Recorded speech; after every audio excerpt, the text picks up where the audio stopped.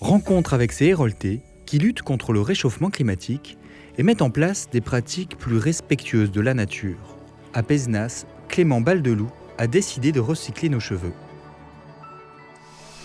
Des ciseaux qui coupent des cheveux qui tombent à terre sans bruit et qui sont jetés. Quel gâchis, s'est dit un jour Clément Baldeloup. En avril 2019, sur les bancs de l'école, avec son associé, il lance donc Capilum, dont il est aujourd'hui le président. On s'est dit que les déchets d'aujourd'hui étaient les ressources de demain, alors on a pris le problème à l'envers. On a cherché quels déchets, qu'on ne considère plus comme un déchet d'ailleurs aujourd'hui, mais quels déchets part à la poubelle des ordures ménagères chaque jour, en masse, que l'homme produit, qu'il y a au-delà des frontières, avec toujours une vision un petit peu internationale pour avoir plus d'impact.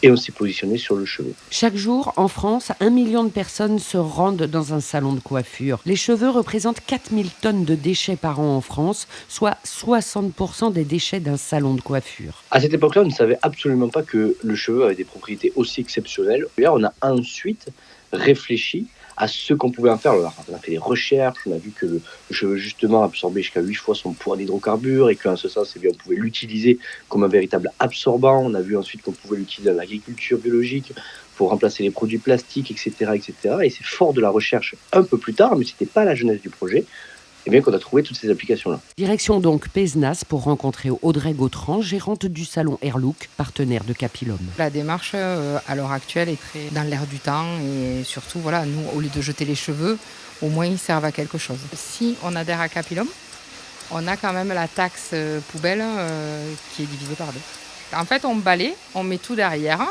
Et à la fin de la journée, on récupère tout et on met dans le bac de récupération Capilum. Et eux, ils récupèrent les cheveux, après ils récupèrent les bacs, et ils en font des boudins pour les hydrocarburants. Et maintenant, ils font des paillasses pour les jardins. Est-ce que vous saviez que vos cheveux allaient servir à absorber les hydrocarbures en mer et peut-être à autre chose d'ailleurs? Non, pas du tout. Je pensais qu'on pouvait faire des perruques avec, mais pas d'autre chose. Et ça fait bizarre, mais c'est bien.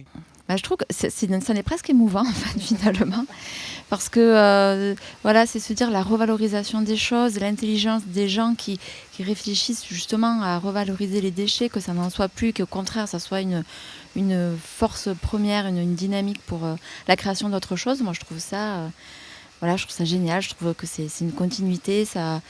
C'est pas une fin, c'est un début d'autre chose et c'est très beau. Vos cheveux ont du pouvoir, une formule plus vraie que jamais pour Clément Baldeloup. Les personnes qui vont se faire couper les cheveux dans un salon de coiffure engagé deviennent des éco-citoyens, mais juste en allant se faire couper les cheveux. On est tous acteurs, on a tous un sentiment d'appartenance avec nos cheveux. Donc si on veut qu'ils aient une seconde vie, il faut en parler à son coiffeur.